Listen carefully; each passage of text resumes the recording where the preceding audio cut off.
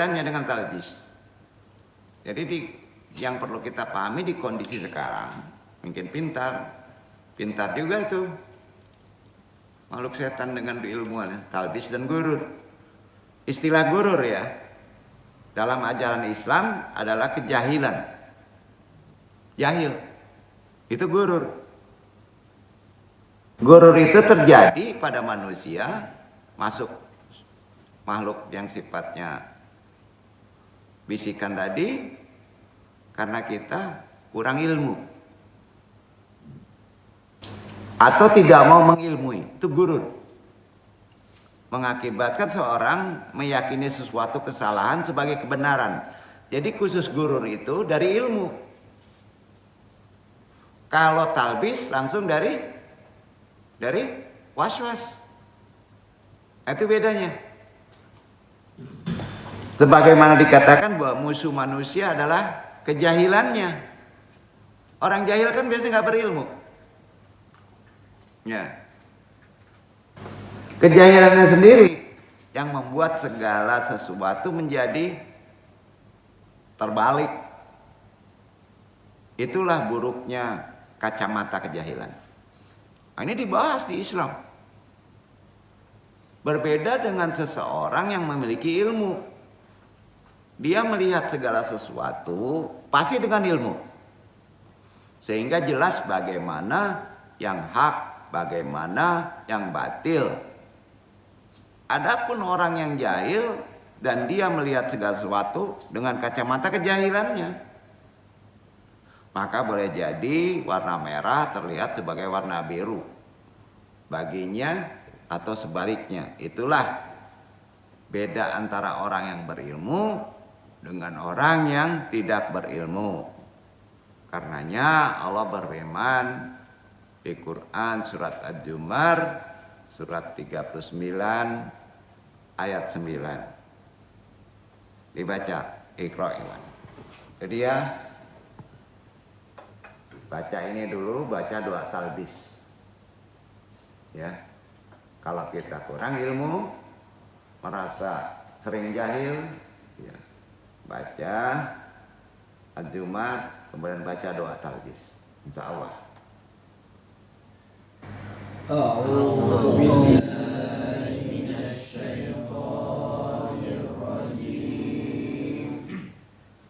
Bismillah.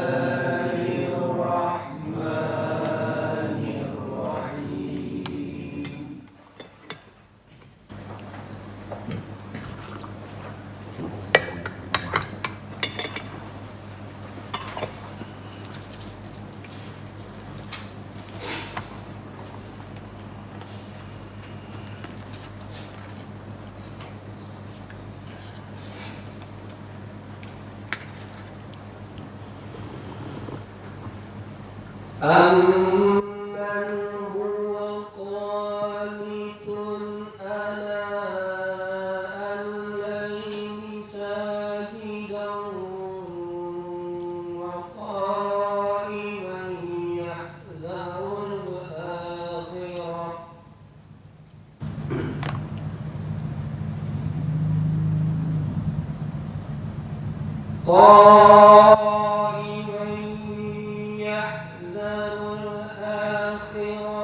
ويرجو رحمة ربه قل هل يستوي الذين يعلمون والذين لا يعلمون إنما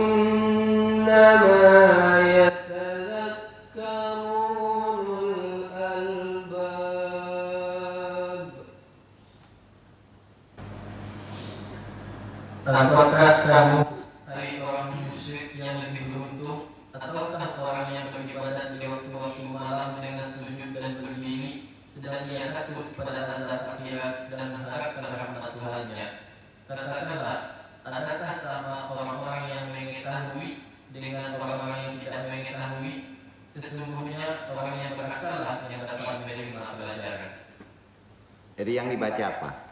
Jadi salah satu adab ulama dulu kalau dia mau menasihati atau berceramah, qul hal yastawil aladina yalamuna aladina la yalamun. Baca doa talbis. Ini jarang dipakai. Insya Allah Pak, nggak meleset kata-kata kita. Ya. Penting ya, karena kemarin juga kita sudah inabah itu wajib memberi nasihat. Jadi antum sudah dididik untuk mempunyai jemaah. Itu konsep inabah. Iya kan? Jadi adab berinabah, adab bernasihati supaya jangan kena penyakit. Itu baca doa talbis. Nah, itu dari Rasulullah. Ini bukan ijazah. Ya. Semua ulama dulu sepakat memakai doa tadi. Katakanlah apakah sama orang yang tahu dengan orang yang tidak tahu. Betul kan? Ya, itu gurur. Ya. Gurur itu termasuk juga talbis. Ya. Oleh karena itu Hasan al-Basri pernah mengatakan bahwa seorang alim dengan kacamata ilmunya dapat melihat fitnah sebelum fitnah itu datang. Bukan karena punya ilmu meramal, maka dia menghindarinya. Tidak akan bicara, tidak akan memberi nasihat. Karena fitnahnya akan datang. Iya kan? Adapun orang yang awam baru tahu itu fitnah setelah fitnah itu menimpa dirinya. Banyak orang yang kena sekarang. Itu salah satu faedah qul hal yastawil aladina yalamuna ladina layalamun. Nah, baca doa talbis. Boleh saja kita dipakai kalau timbul katrat. Insya Allah. Ya. Hanya udah pamungkas sebetulnya. Karena udah ke depan. Kita akan mundur dituntun sama Allah kalau itu timbul fitnah. Ya. Jangan sampai kita menjadi awam terus deh. Karena kita khalifah. Ya. Kemarin pemahamannya udah jelas. Pasti terkait kaji. Jangan sampai kita terkecoh ya. Baru tahu itu fitnah setelah kena fitnah kan. Semua itu yang disebut talbis dan gurur. Jangan sampai kita menjadi orang terperdaya. Semua itu terjadi karena adanya syubhat yang mengakibatkan munculnya keyakinan yang salah. Jadi perlu ilmu. Perlu kewaspadaan. Khususnya di kehidupan kodrat zaman sekarang. Untuk bisa selamat dari langkah-langkah tipu daya setan untuk bisa menyesatkan anak Adam. Tentu saja sifat ini, setan ini dengan mudah menaklukkan orang jahil. Sangat mudah.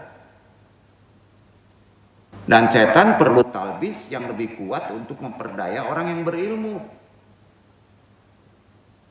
Kerjanya lebih kuat. Maka kalau kita berilmu, setan itu agak keteter tuh memasuki talbis. Walaupun tidak ada jaminan ya orang yang berilmu selamat dari tipu daya setan. Maka kuatkan dengan taat. Iya kan? Nah. Gak ada jaminan. Banyak ulama tergelincir. Tipu dayanya ini makin lama makin canggih loh. Ya, kita makin cerdas, setan juga diberi kekuatan cerdas. Ada ilmu talbis dan gurur. Ya. Makanya kita kuatkan lagi. Mudah sekali memperdaya orang yang jahil. Dia akan lebih leluasa untuk menempatkan orang yang jadi ke dalam bentuk kesesatan. Khusus orang yang jahil. Pengertian jahil nggak perlu anu bedah lebih dalam lah. Ya. Maka dari itu langkah pertama untuk selamat dari setan adalah berilmu. Berilmu itu nggak ada jalan lain. Zaman sekarang bisa dari mana saja. Dengan itu kita dapat menjaga setiap perkataan, perbuatan karena semua dilandasi dengan ilmu dan kita bisa melihat segala sesuatu dengan kacamata ilmu. Nasihat ando, wabil khusus Iwan Yamaha. Apapun tolong lihat dengan kacamata ilmu secara ajaran Islam. Ya. Bahasa mudanya diilmuilah. Tapi kalau dengan kacamata kejahilan, kacamata egois, merasa hak kita benar sendiri, maka segala sesuatu itu bisa berubah. Tolok ukurnya keberhasilan setan itu dalam menggoda manusia itu tergantung kepada peluang yang dimiliki oleh setan. Ya. Terutama peluang itu kalau kita sering arti kata tidak mau menyepelekan hal ilmu yang diturunkan dari Allah. Terkadang peluang itu memang diberikan oleh anak Adam tersendiri ya. Justru kita menafikannya. Misalnya peluang kejahilan. Ya. Iblis akan memiliki peluang yang besar ketika hamba itu jahil. Dan iblis akan memiliki peluang lebih besar kepada orang yang berilmu. Kata Quran gaflah. Orang berilmu itu gaflah, sering kena lalai. Nah, dia berilmu. Ya. Tapi yang dikenakannya adalah gaflah. Enggak ada lain. Gaflah itu harus dengan doa. Doa talbis dan gurur tadi. Ya. Dia tahu tapi dia melalaikannya. Dia berilmu tapi melalaikannya. Itu gaflah kan? Nah, jadi peluang-peluang ini akan mempermudah iblis untuk memperdaya anak Adam tersebut. Dia akan melihat peluang yang dimilikinya. Salah satu diberikannya buah kuldi itu adalah talbis. Ya. Dan gurur. Adam itu pintar, tapi lalai. Nah, ini. Ya. Apalagi kita. Nah, semakin besar atau semakin kecil, semakin banyak atau semakin sedikit, itu tergantung dari ilmu yang dimiliki oleh anak Adam itu sendiri. Dan kewaspadaannya yang perlu. Semakin berilmu, semakin waspada, maka akan semakin kecil peluang iblis untuk dapat memperdaya.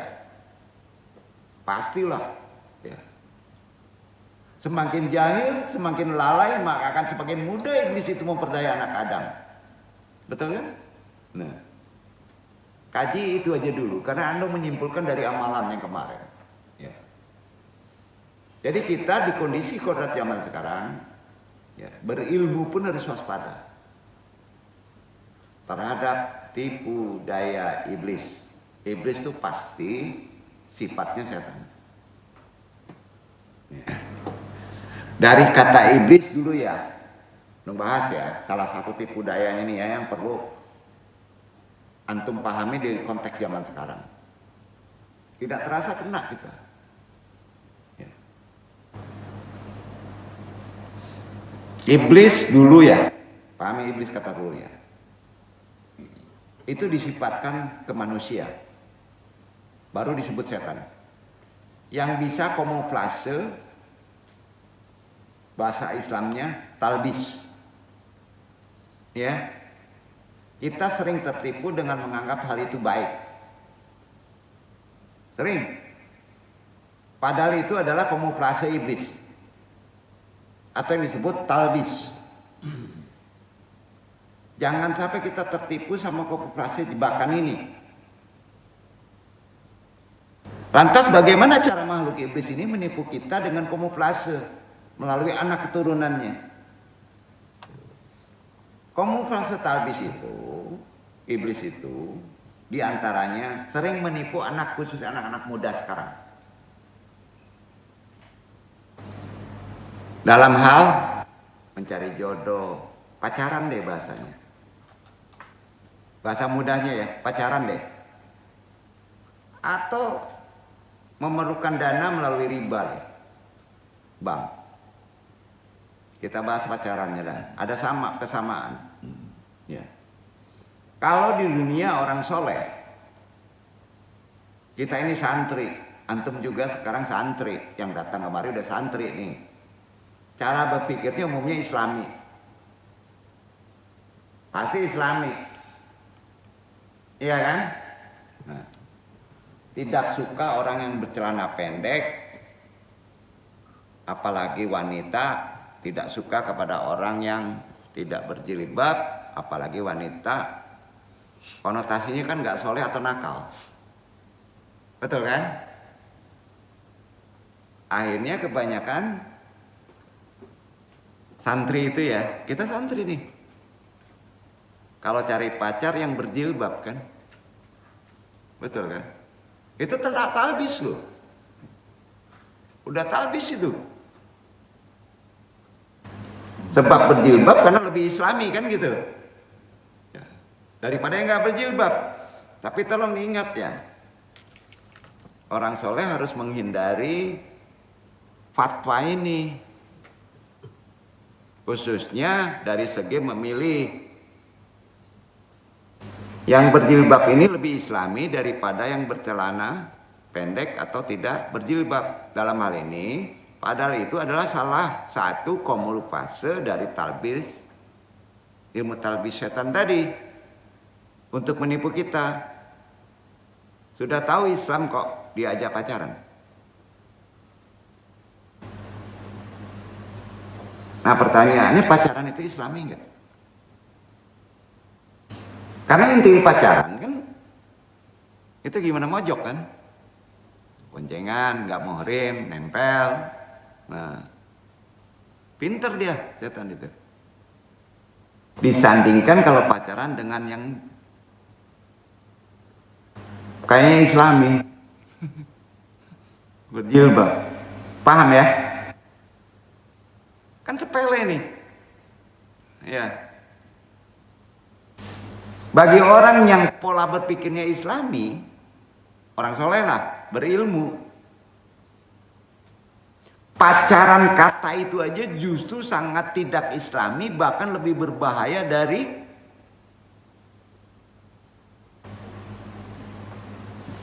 yang kita untuk menganggap mendekati orang yang ingin kita jadikan pacar. Dosanya besar loh. Bisa lebih besar dari perempuan yang tidak berjilbab atau yang bercelana pendek. Jadi kalau antum pacaran dengan yang berjilbab, dianggap Islami, kelihatannya Islami, itu ketemu Islam. Betul?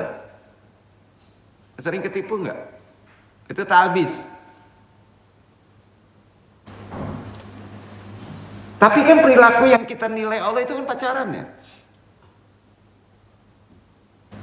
Contoh sih, kalau pacaran itu kan bahasanya tiap hari mesti ketemu, boncengan, nempel, pacaran, mojok. Itu inti bahasanya. Jadi paling susah deh membedakan yang seperti itu, yang disebut talbis kamuflase, tipu daya setan di zaman sekarang. Paham ya? Jadi jelas hal ini adalah tipu daya iblis, sengaja mengemas keburukan dengan kebaikan. Padahal itu kamuflase atau talbis dari segi memilih pacar santri itu yang hak ya. Bukan begitu caranya. Tapi dari sisi lain, akhirnya boncengan diajak mojok sana sini jadi batil.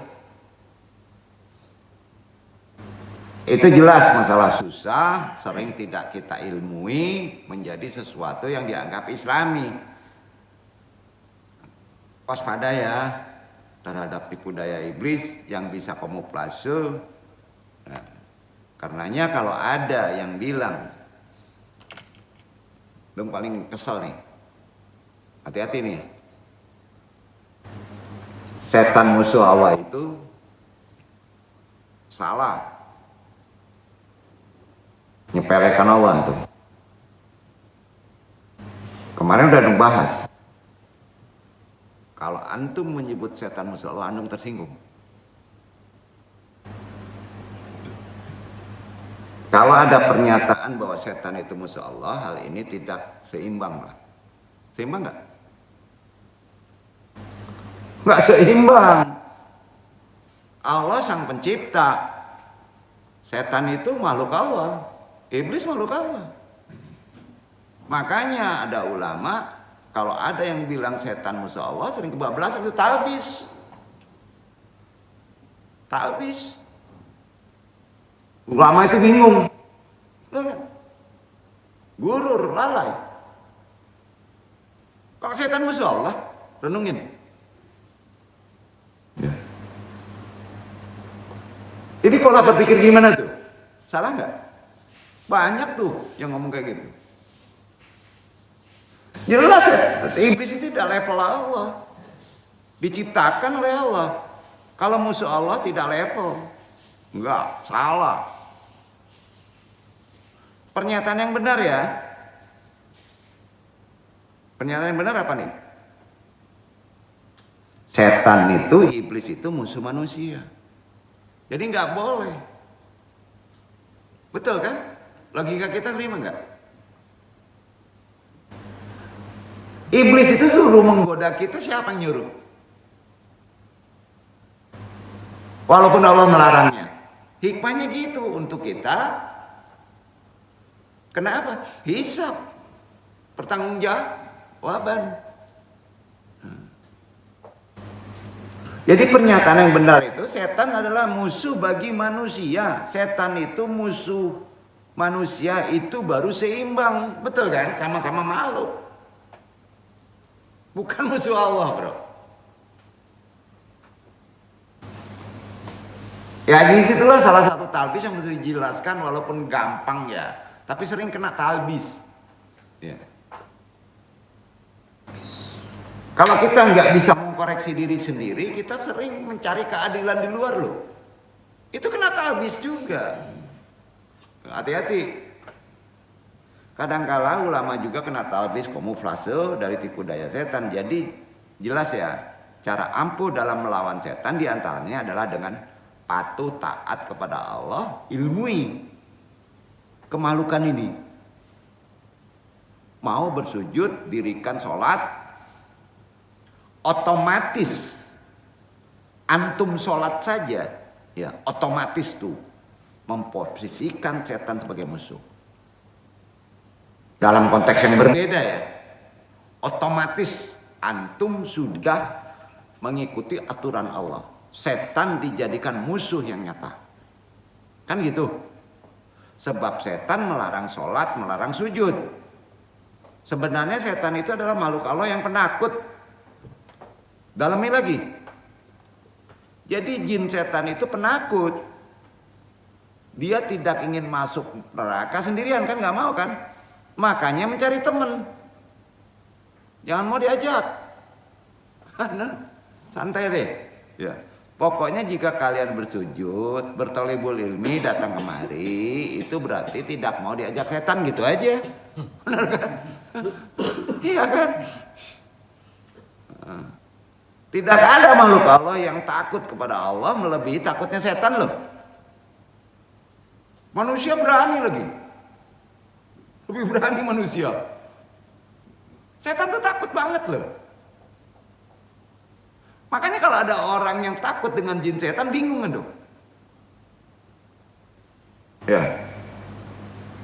Karena setan tahu betul kekuatan Allah. Sangat tahu. Kekuatan Allah tuh setan tahu.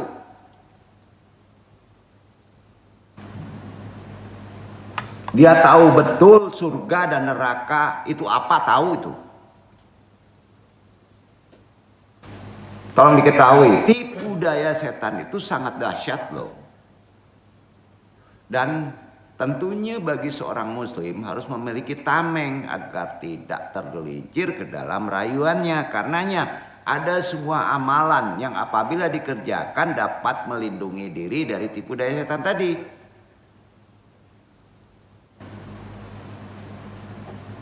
Walayagranakum minallah lil muqadiyah wa hu syaitonu inna syaitona lakum aduwun.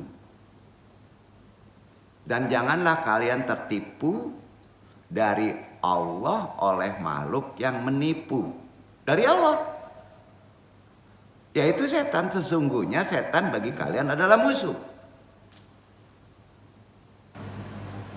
Jadi cara melawannya gimana?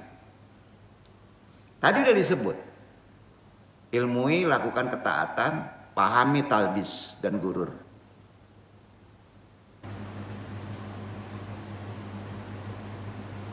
Dengan sholat dan sujud saja, itu posisi kita sudah berubah menjadi musuh terhadap setan tadi. Karena setan sangat membenci ibadah. Kan udah tahu setan itu penakut, tidak berani masuk neraka sendiri, udah jelas. Maka dia mengajak kaumnya. Jadi orang yang nggak mau mendirikan sholat, itulah sesungguhnya kaumnya setan. Maaf, tidak ada makhluk Allah yang takut kepada Allah melebihi takutnya makhluk setan ini. Karena setan tahu betul kekuatan Allah, tadi sudah disebut. Maka setiap kali setan menggoda, dan setelah yang digoda mau kafir, ngikutin. Karena kalau nggak sholat itu kan kafir. Tapi kita nggak boleh menyebut kafir. Mau berbuat salah, mau bermaksiat, setan ngomongnya gini nih, pas sudah kafir. Man fadlika la tusadik nafsaka analan usrika ana aqwa minnillahi. Silakan kafir sendiri, saya tidak ikut-ikutan, saya takut kepada Allah. Hadisnya tuh gitu tuh. Ada tanggung jawab tuh, kurang ajar ya kan. Dia udah nggoda, silakan kafir sendiri. Jadi skenario Allah melakukan setan, jadi ada hikmah di balik itu loh. Ya. Lama-lama Allah kasihan juga nih. Ya. Ini ada riwayat sahih, jarang dibahas, masyhur nih. Setan itu, makhluk setan itu menemui Nabi Musa. Ingat yang disebut makhluk setan terdiri dari dua ya. Ada jin, ada manusia ya. Wallahu alam, apakah manusia yang menemui Nabi Musa atau jin setan yang menemui Nabi Musa? Wallahu alam. Ya. Diriwayatkan sahih. Ya kalimullah Musa. Qul la uridu an atuba ana asbu. Wahai kalimullah Musa, sampaikan pada Rabbmu, aku ingin bertobat, aku menyesal. Anna asbu. Itu kata setan. Akhirnya Nabi Musa kasihan. Hasanan sya'ok birullah. Baiklah, aku sampaikan pada Allah. Disampaikan sudah itu kepada Allah. Kemudian Allah berfirman, Allahumma inna abdaka asyaitona yuridu an yatuba. Ya Allah, hambamu makhluk setan itu ingin bertobat. Allah menjawab. Allah berfirman kepada Musa, sampaikan ke makhluk setan tadi. Arjut taubata fakot kan katahuhu bil madi annahu kan yakrahu an yashida liyadama fasjudilana. Silakan bertobat dulu kesalahannya karena dia enggan bersujud kepada Adam. Sekarang bersujudlah. Kemudian Nabi Musa menyampaikan wasiat dari Allah kepada setan untuk bersujud di kuburan Nabi Adam karena Nabi Adam sudah meninggal. Tetapi setan menolak dengan keras. Karena selama Nabi Adam hidup saja setan nggak mau sujud. Apalagi kalau udah is dead.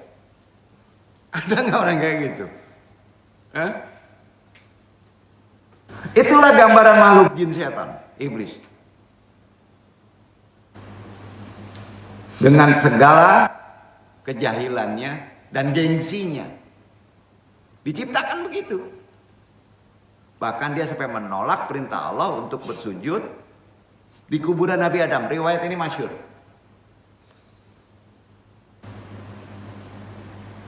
Ada nggak manusia sekarang seperti itu? Ada. Ada. Dendam kok minta ampun ya. Masya Allah. Ya. Jadi manusia diciptakan oleh Allah dengan diberi dua pilihan kan? Mengikuti malaikat atau di jalan setan atau iblis. Pasti akan terjerat kalau ini kedua nih. Allah sudah memberi jalan bagaimana mengikuti malaikat dan juga memberi rambu-rambu agar tidak tersesat di jalan setan dan iblis dengan melakukan kemaksiatan. Oleh sebab itu, sedurhaka apapun seorang hamba tidak lantas berkeinginan menjadi selaknat setan deh. Nggak mau. Sedurhaka-durhaka orang itu. Maka di sini ada nggak boleh menyebut kafir. Nggak boleh. Dia hanya terperdaya oleh jeratan tadi, jeratan setan tadi. Begitu juga serajin apapun ibadah seorang hamba, bukan berarti sudah menjadi suci seperti malaikat. Pasti ada salah dan dosanya karena tidak ada hamba yang maksum. Ini udah disampaikan kemarin. Sebagaimana Rasulullah bersabda, jangan hanya karena sudah rajin beribadah dan melakukan perintah menjauhi larangan syariat lantas merasa sudah suci, akibatnya sombong. Merasa sudah suci. Sudah memegang kunci surga, Miftahul Jannah. Sehingga mudah sekali mengkafirkan orang yang bermaksiat. Dia bangga akan ibadahnya lalu menghina orang yang berdosa. Padahal dalam ajaran agama Islam kita tidak pernah diajarkan menghina, memvonis walaupun dia ahli neraka, terutama dalam menyampaikan khususnya nasihat dan dakwah. Soal mereka tidak sholat, tidak benar. Seharusnya kita sabar dengan membina. Kita terapi. Jangan sampai kita menganggap mereka kafir. Itu larangannya dan ada di Quran itu. Mudah sekali orang sekarang itu kena talbis, mengkafirkan orang. Maka khususnya Iwan Ahwat MA, dimanapun berada, jangan ikut aliran yang gampang mengkafirkan orang. Menyalahkan orang, berprasangka baiklah selalu. Kalau sudah merasa pintar dalam ilmu amalan, hati-hati. Antum gak paham ilmu syukur. Ada 3 poin yang perlu digarisbawahi. Pertama, kita bina kalau kita menghadapi yang kondisi seperti itu. Sesabar mungkin. Kita terapis, kita sudah mengerti amalannya. Yang kedua, jangan sampai kita menganggap mereka adalah kafir. Yang ketiga, Allah itu memperhitungkan amal sampai sebiji atom loh. Walaupun orang itu pendosa karena maksiat yang dilakukannya, tapi ketika tidak tahu apakah dia selamanya melakukan kemaksiatan, kita tidak tahu. Disinilah perlu kearifan kita. Disinilah perlu pemahaman kita. Mungkin saja dengan dosa yang kita lakukan, hikmahnya kita tahu. Kita tak terasa paling suci dan sombong, maka kita dimudahkan membuat dosa. Pada orang yang dianggap tidak ahli ibadah, mungkin dengan dosa kita tahu bagaimana caranya bertobat, meratapi dosa, mau melakukannya. Mungkin selama ini tobat kita tak sepenuh hati, karena masih merasa diri kita tak pernah melakukan dosa. Mungkin dengan dosa yang kita lakukan, yang awalnya gampang menduga orang lain penuh dosa atau menuduh orang lain yang berdosa sebagai ahli neraka. Nah, dengan kita memiliki dosa, kita tak akan begitu lagi.